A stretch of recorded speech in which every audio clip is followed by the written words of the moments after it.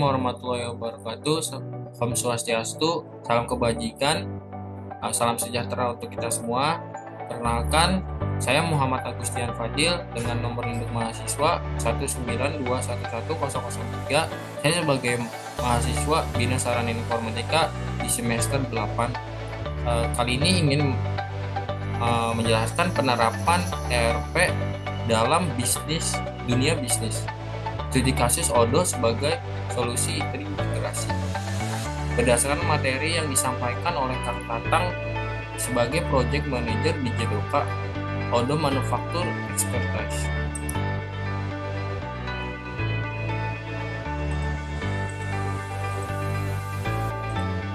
Agenda presentasi kali ini yang pertama mengenal ERP dan pentingnya dalam bisnis modern masa kini.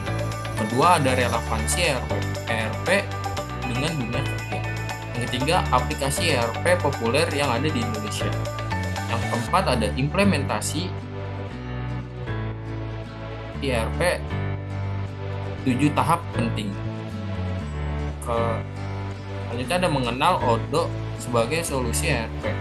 Dan yang terakhir ada kesimpulan dan rekomendasi. Pertama, kita harus mengenal apa itu ERP. Definisi dari Enterprise Resource Planning atau ERP yaitu sistem manajemen bisnis yang mengintegrasikan berbagai proses dalam suatu sistem. Perangkat lunak yang dirancang untuk mengelola dan mengintegrasikan berbagai proses bisnis dalam suatu organisasi maupun perusahaan. Sistem ERP membantu menyederhanakan operasi bisnis inti seperti keuangan, manufaktur, inventory, produksi, customer relationship, manajemen, dan berbagai mutu lainnya. Selanjutnya ada manfaat ERP untuk bisnis. Yang pertama, integrasinya data. Menghubungkan data antar divisi dalam suatu sistem.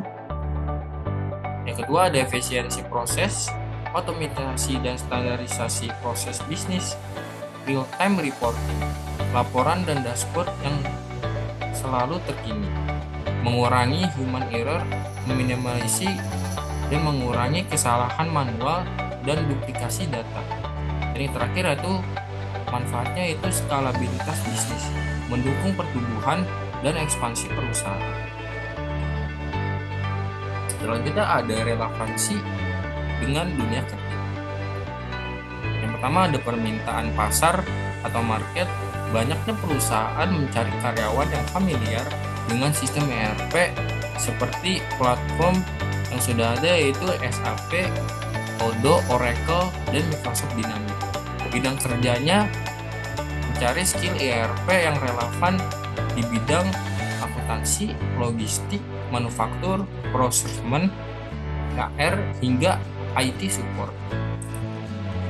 Aplikasi ERP populer yang ada di Indonesia ada 4, yaitu SAP ERP yang mempunyai solusi enterprise terbuka untuk perusahaan yang besar.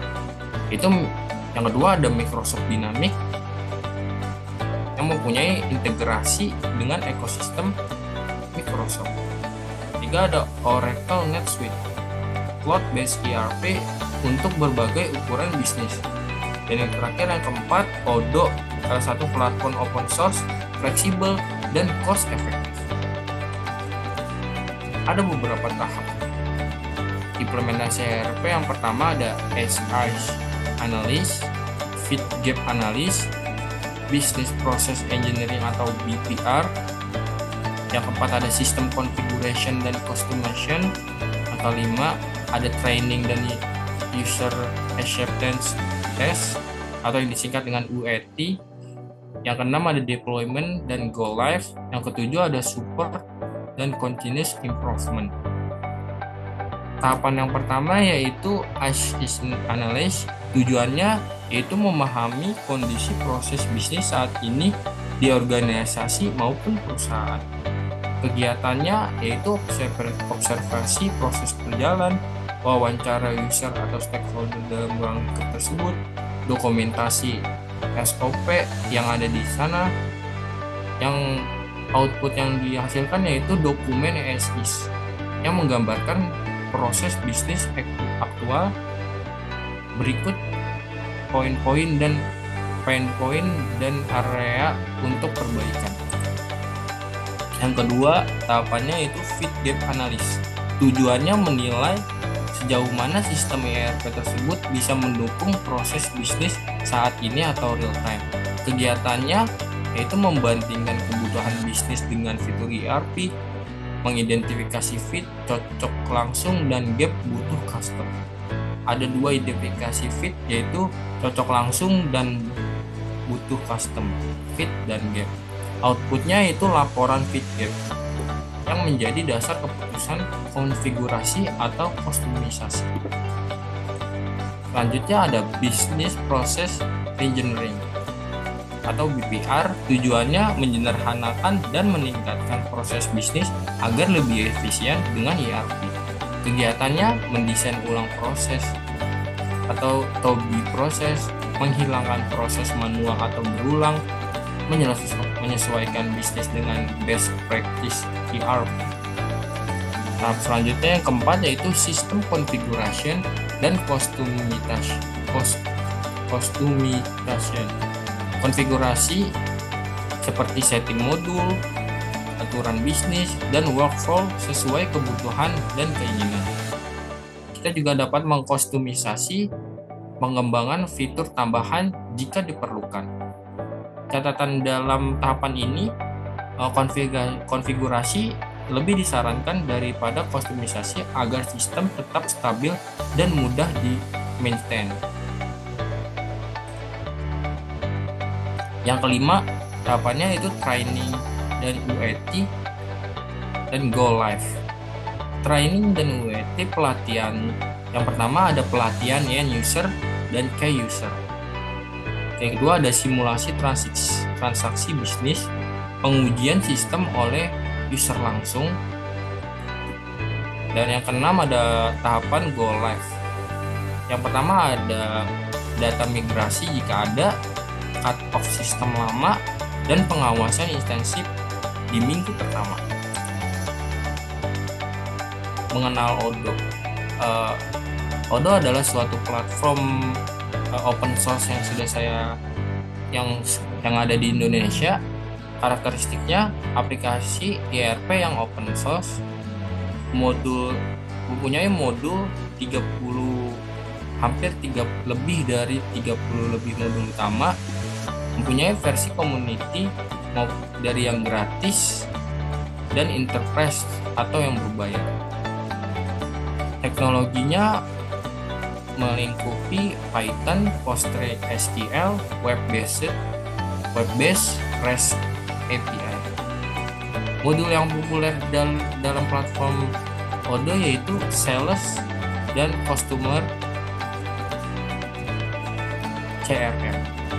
Kedua ada inventory, ada modul manufacturing, accounting, human resource, forecast, dan website dan e-commerce. Alasan kenapa harus memilih Odoo.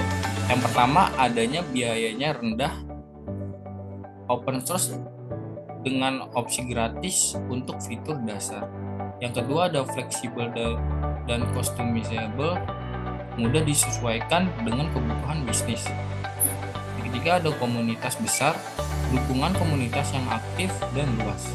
Scalable, cocok untuk UMKM hingga enterprise. Dan yang terakhir yaitu developer friendly, bisa dikembangkan sendiri dengan mudah. Kesimpulannya, yang pertama yaitu ERP adalah masa depan.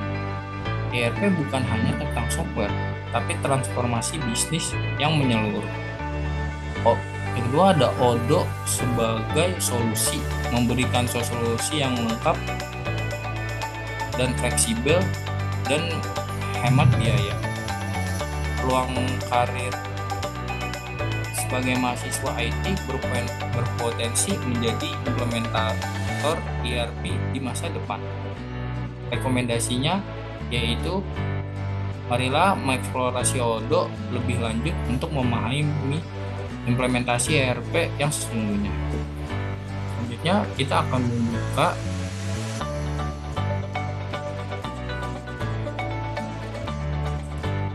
membuka platform Odoo. Saya menggunakan platform Odoo yang gratis, menggunakan email mahasiswa sebagai usernya. Kita dapat melakukan gratis web Odoo ini dalam rangka waktu 12 hari. Jadi, kenapa saya menggunakan web ini? Mungkin karena lebih mudah, dan jika ingin menginstal aplikasinya tanpa menggunakan web, bisa saja menginstalnya melewati profil yang ada di sebelah kanan dan klik install app. Yang pertama yang saya lakukan dalam melakukan implementasi web Odoo ini, saya akan mengatur profil saya di pengaturan. Mulai dari bahasa asing seperti bahasa Inggris ini dapat kita ubah ke bahasa Indonesia.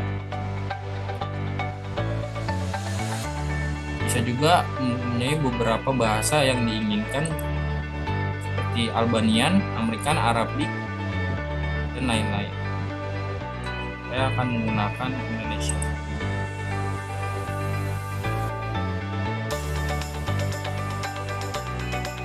Setelah sudah diinstal bahasa tersebut, kita dapat masuk ke fitur switch to Indonesian ke bahasa Indonesia dan dapat mengclose.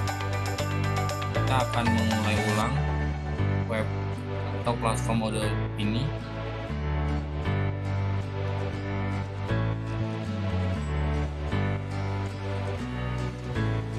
Jika sudah bahasa sudah diubah, kita juga dapat mengubah tampilan jika terlalu terang, yaitu dark mode atau gelap,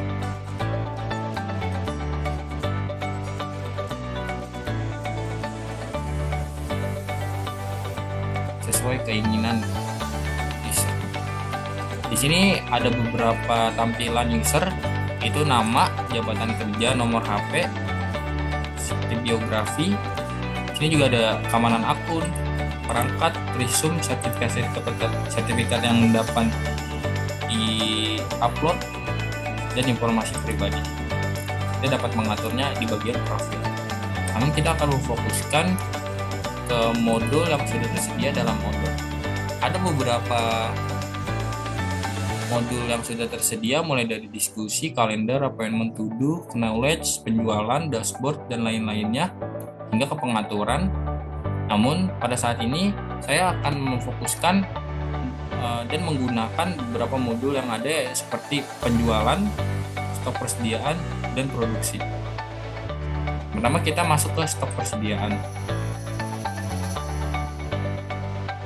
Kita dapat melihat ada penerimaan, orderan pengiriman, dan manufacturing.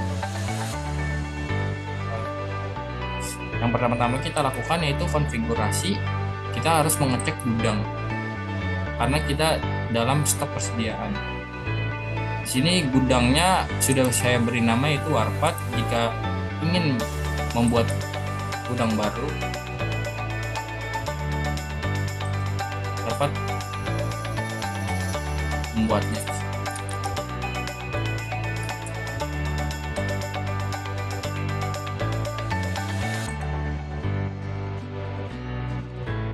Produk pada stok persediaan, kita dapat masuk ke fitur produk yang ada di stok persediaan.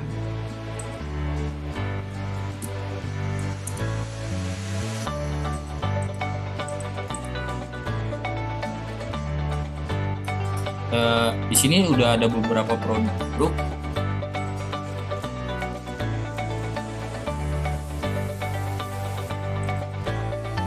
Seperti biji kopi, gelas, dan kopi americano. Kita juga dapat membuat produk baru dalam stok persediaan, seperti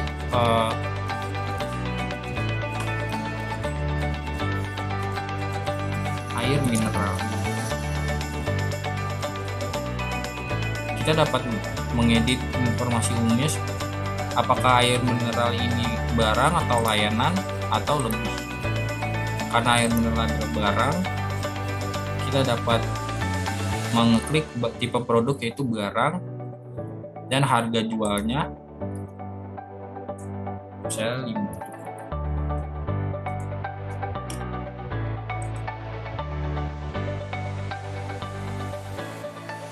Dengan modal 4.000.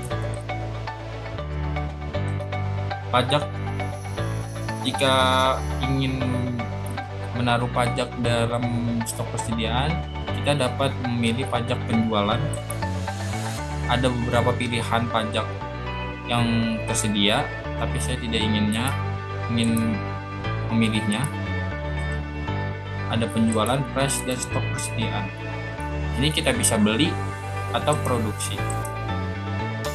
Karena air mineral bisa kita produksi, kita bisa masuk ke produksi. Logistiknya juga bisa kita edit. Ya sudah.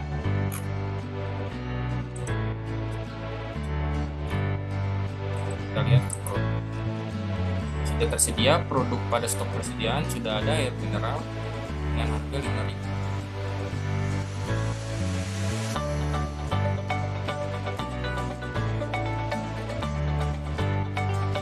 Selanjutnya modul manufacturing, ada produksi.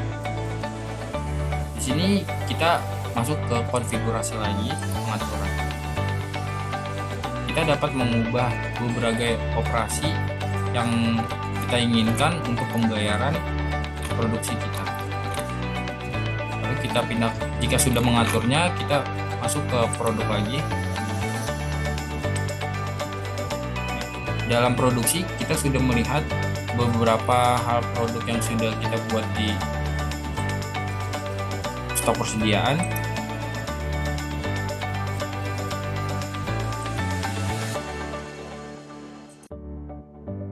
Kita bisa mengatur produksi yang ingin dibeli.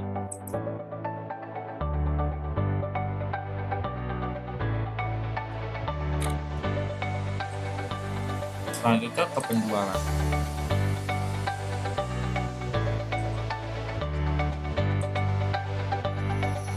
Di sini udah ada beberapa yang sudah saya buat, yaitu order penjualan dan penawaran.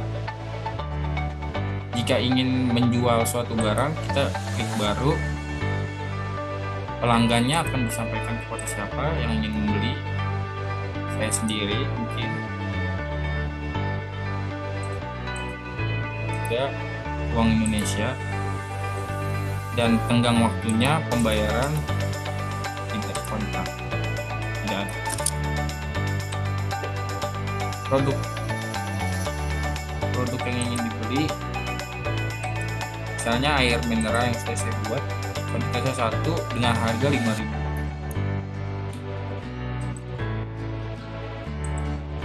Jika ingin memasuki produk lainnya, kita bisa memilih ini dan info dan deskripsi lebih lainnya. Pembayarannya mulai dari online dan penjualannya tanda tangan online. Sudah, kita dapat mengirimnya. Di sini akan langsung mendapatkan tampilan, yaitu konfigurasi tata letak dokumen Anda. Mulai dari latar belakang, teks, logonya apa, dan alamatnya. Jika sudah sesuai, mari kita lanjutkan.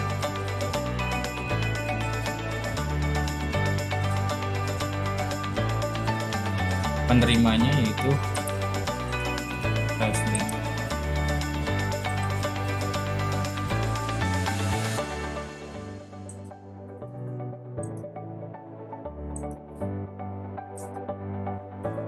Di sini dapat terlihat penjualannya. Yang pertama, penawarannya itu jika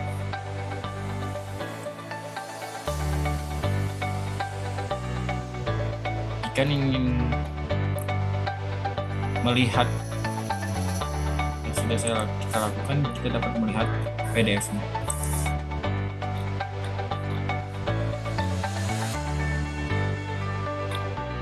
Penawaran yang sudah dikirim, kita dapat mengonfirmasinya atau memperhatikannya terlebih dahulu. Kita dapat melihat deskripsinya, mulai dari tanggal berapa, expirednya berapa, emailnya kapan, namanya siapa, harganya, dan memesan produk apa. Jika sudah sesuai, kita dapat menerima pembayaran.